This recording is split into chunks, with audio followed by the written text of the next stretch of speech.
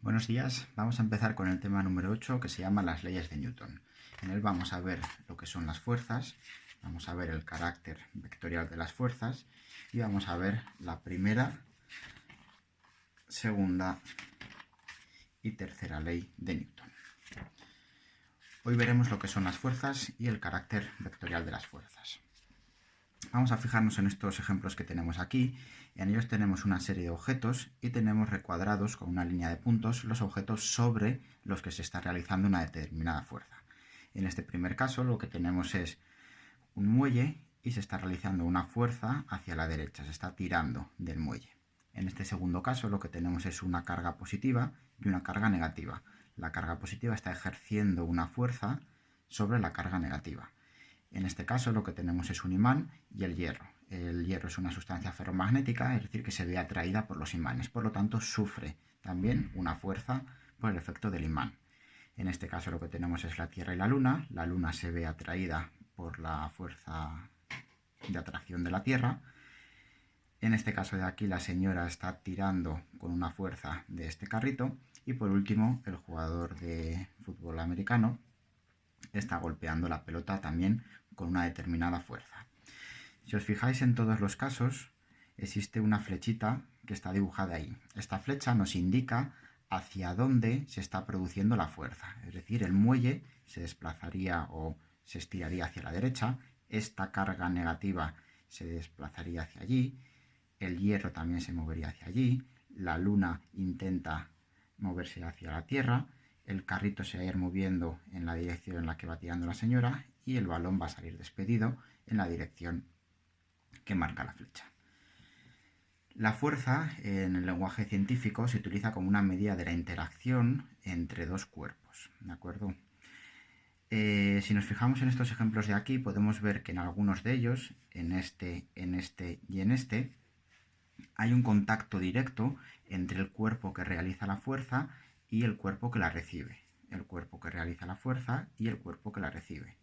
El cuerpo que realiza la fuerza y el que la recibe. Sin embargo, hay en otros casos en los cuales no hay un contacto físico, sino que existe una distancia entre ellos. De esta manera se diferencian entre las fuerzas de contacto y las fuerzas a distancia. Las fuerzas a distancia también se las conoce como fuerzas de campo. Por ejemplo, el campo magnético, el campo eléctrico y el campo gravitatorio. Las fuerzas pueden producir distintos efectos.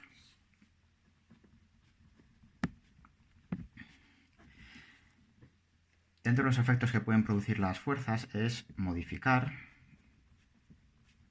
el estado de reposo. Es decir, que si tenemos un cuerpo quieto y le aplicamos una fuerza sobre él, lo que podemos es conseguir que ese cuerpo empiece a moverse. También se puede modificar el estado de movimiento. Es decir, que si tenemos un cuerpo que se está moviendo, al aplicarle fuerza sobre él podemos conseguir que se mueva más rápido o más despacio, incluso que se pare, o también podemos conseguir que se mueva en distintas direcciones y sentidos de los que lo estaba haciendo. Y también se pueden producir deformaciones. Las deformaciones pueden ser de dos tipos, elásticas y plásticas. En las deformaciones elásticas son aquellas en las que en el momento en el que cesa la fuerza, es decir, en el momento en el que dejamos de aplicar la fuerza, el cuerpo recobra su estado inicial, como por ejemplo podría ser una goma. Sin embargo, en las deformaciones plásticas, una vez que nosotros dejamos de aplicar la fuerza, el cuerpo no recobra su estado inicial, sino que mantiene el estado de deformación que le has aplicado. Por ejemplo, podría ser la plastilina. Bueno, estos son los posibles efectos que tienen las fuerzas. Entonces, antes habíamos visto que todas las fuerzas vienen representadas por unas flechitas. Es decir, que todas las fuerzas son o pueden representarse mediante vectores. Un vector tiene tres características: el módulo, la dirección y el sentido. El módulo lo que nos indica es el cuánto. En este caso, como estamos hablando de las fuerzas, podemos decir, por ejemplo, una fuerza de 2 newtons, o una fuerza de 8 newtons, o una fuerza de 15 newtons. Es decir, la de 15 newtons tendría mayor módulo que las anteriores. La dirección lo que me está indicando es la dirección en la que se está produciendo la fuerza. Puede ser una dirección horizontal, puede ser una dirección vertical, puede ser una dirección con un determinado ángulo, una dirección oblicua, etc.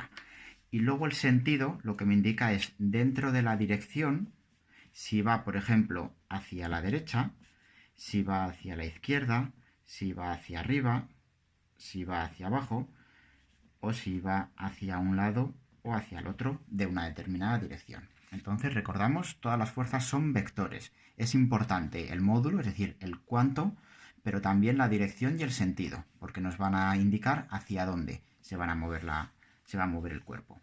Si imaginamos que tenemos aquí una pelota en esta superficie y que le aplicamos una fuerza de 5 newtons. Si yo le digo que le aplico una fuerza de 5 newtons y no doy ningún dato adicional, esta fuerza de 5 newtons podría ser, por ejemplo, esta que acabo de dibujar. Pero también podría ser esta otra de color rojo. También podría ser esta otra de color verde. O también podría ser esta otra de color morado. Todas ellas son fuerzas de 5 newtons, sin embargo cada una tienen unas direcciones y unos sentidos distintos. Por lo tanto, para indicar las fuerzas es necesario indicar también la dirección y el sentido. No solo nos vale con el módulo, sino que hay que realizar un pequeño dibujo. El módulo se identifica con unas fuerzas que sean dibujadas con una línea más larga o una línea más pequeña. Por ejemplo, una fuerza de 5 newtons podría ser, por ejemplo, de esta manera, y si quisiera dibujar una fuerza de 2 newtons, tendría que dibujar una flecha que fuera más corta. ¿De acuerdo? No es necesario dibujarlo perfectamente con una regla, pero bueno, sí que se tiene que notar a simple vista que la de 5 newtons tiene que ser más larga que la de 2 newtons. Aparte del módulo de la dirección y el sentido, es importante el punto de aplicación, es decir, el dónde se está realizando esa fuerza. Cuando en un mismo punto concurren varias fuerzas a la vez, lo que tenemos que buscar es cuál sería la fuerza resultante de todas ellas. Entonces vamos a ver distintos casos o distintas opciones. Voy a dibujar un pequeño cuerpo, este de aquí, y en él voy a dibujar una fuerza, esta en rojo, hacia la derecha, de 3 newtons. Y voy a dibujar también otra fuerza en verde, también hacia la derecha, de 2 newtons. Estas dos fuerzas están actuando en el mismo punto, es decir, en este de aquí, sobre este cuerpo, van en la misma dirección, es la dirección horizontal, y van también en el mismo sentido, van las dos hacia la derecha. De modo que la fuerza resultante de estas dos sería una de 5 newtons hacia la derecha. 5 newtons. Esta sería la fuerza resultante, ¿de acuerdo? Se suman simplemente el 2 y el 3.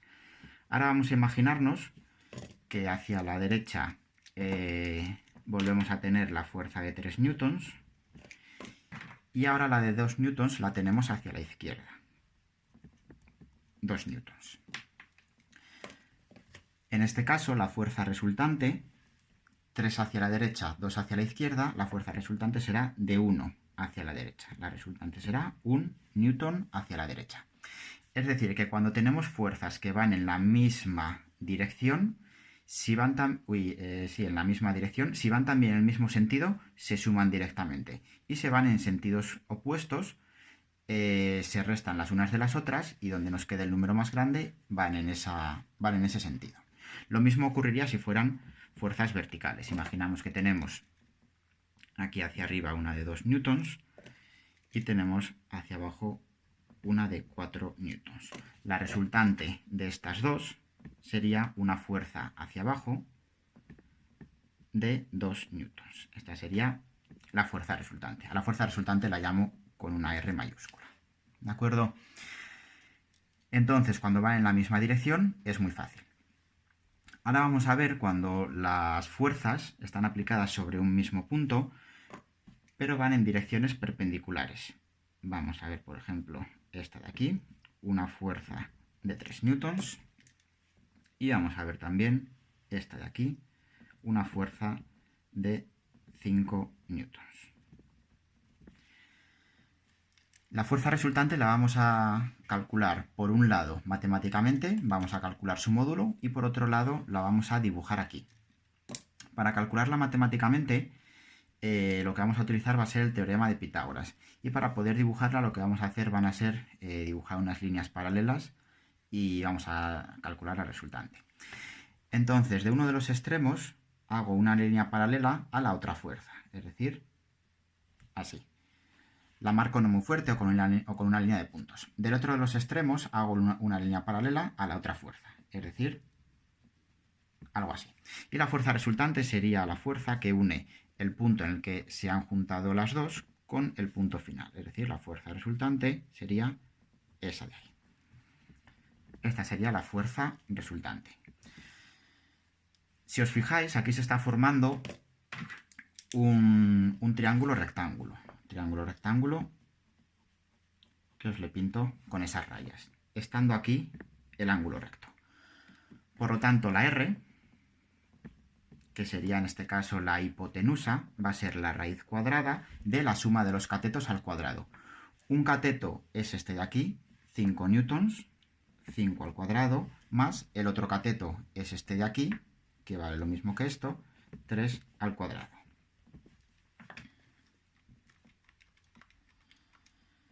Bueno, raíz de 5 al cuadrado más 3 al cuadrado nos queda raíz de 34, que sería 5,83.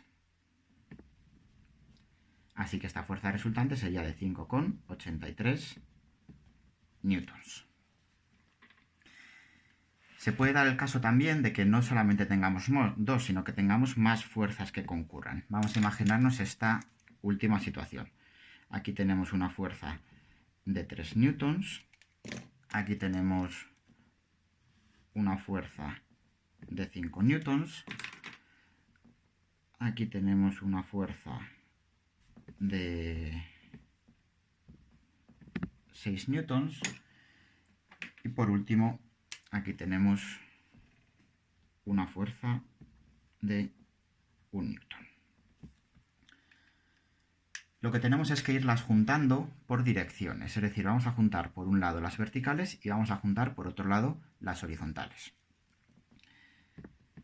Las verticales 3 hacia arriba con 6 hacia abajo nos queda una resultante de 3 hacia abajo, es decir, 3 newtons hacia abajo.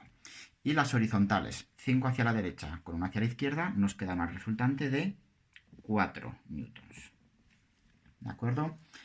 Al igual que antes, para poder calcular la resultante de estas dos, lo que tenemos que hacer es una línea paralela por uno de los extremos, otra línea paralela por otro de los extremos y unimos el punto de aplicación con el punto final.